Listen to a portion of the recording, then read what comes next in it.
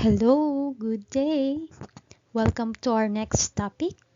So our topic for today is about order of operations, performing two operations, addition and subtraction, AS rule, and multiplication and division, MD rule. To start with, answer the following equation mentally. 23 plus 5 equals, yes, 28.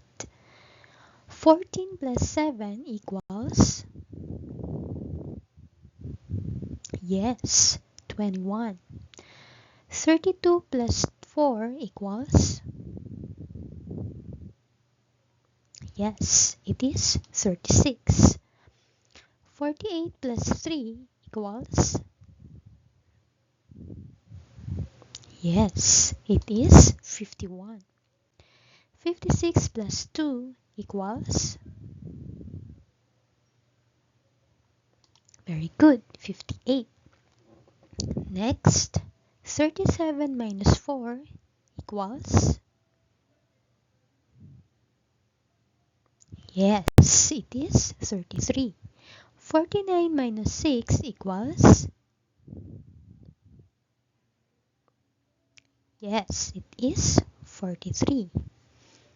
58 minus 2, what is your answer? Yes, it is 56. 26 minus 5 equals, yes, very good, it is 21. 53 minus 8 equals,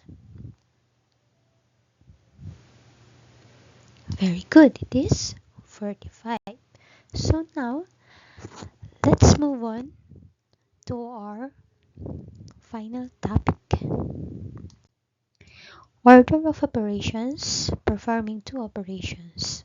But for now, we will just discuss about AS rule, addition and subtraction. But before that, let's define first order of operations. What do you mean by order of operations? It is a set of rules used in mathematics to determine the sequence in which operations should be performed. For the four fundamental operations, MDES is used to abbreviate the order of operations. So order of operations, from the word order, it is yung tamang pagkakasunod-sunod ng mga operations. So sa four fundamental operations, ang tamang pagkakasunod-sunod ay MDAS. So yan yung sinusunod na order of operations. Pero bago yan, ano muna ang rule na meron tayo?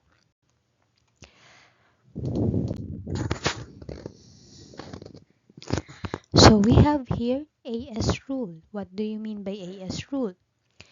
It stands for addition and subtraction rule. The rule states that you should perform addition or subtraction whichever comes first from left to right. So, AS rule, addition and subtraction, alin man sa dalawa, kapag meron sa equation na may addition and subtraction, alin man sa dalawa ang mauna sa kanila, yun yung una nating ipe-perform.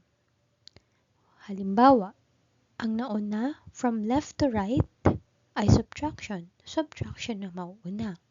Kung addition naman ang nauna, yun ang unahin natin. Mag-a-add tayo. So, for example, we have here 8 plus 8 minus 7 equals. So, according to AS rule, addition and subtraction, alin man sa kanila ang mauna, basta from left to right, yun ang ating uunahing isolve. So, since ang nauna dito ay addition, uunahin nating mag-add. 8 plus 8 equals, 16. 16 minus 7. What is the answer? The answer is 9. Very good. Another example, we have here 20 minus 8 plus 7 equals. So, again, according to AS rule, alin man sa dalawa ang mauna, yun ang ating isosolve. So, since ang nauna dito ay subtraction, uunahin nating mag-subtract. So, 20 minus 8 equals 12. 12 plus 7 equals, the answer is 19. So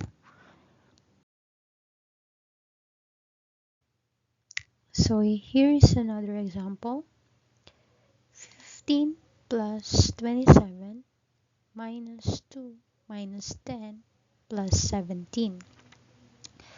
So, according to addition and subtraction rule, kung alin sa kanila ang mauna, anong operation ng mauna, yun ang dapat isolve. So, ngayon, ang nauna ay addition. So, 15 plus 27 equals 42. And then, after ma-solve, kokopyahin lang natin yung mga natirang equation. Minus 2, minus 10, and plus 17. Next, pagsusunod-sunodin lang natin from left to right. 42 minus 2 equals 40. Then, kokopyahin natin yung mga kasunod, minus 10 plus 17. And then, kasunod na naman, 40 minus 10 equals 30. Then, kokopyahin natin ang natira na hindi pa natin nasa-solve plus 17. Lalagay natin dito. So, 30 plus 17 equals 47. So, the answer is 47. So, ganun lang ang pag-solve gamit ang AS rule or addition and subtraction rule. Ulitin ko, kung alin ang naunang operation, yun ang dapat unahing isolve. At sunod-sunod na yun. Alin man ang operation ang nandun. O anumang operation ang nakalagay. Sunod-sunod lang yun. Basta addition and subtraction. Okay? So, that's all. Thank you for listening. Sana ay meron na naman kayong natutunan sa akin.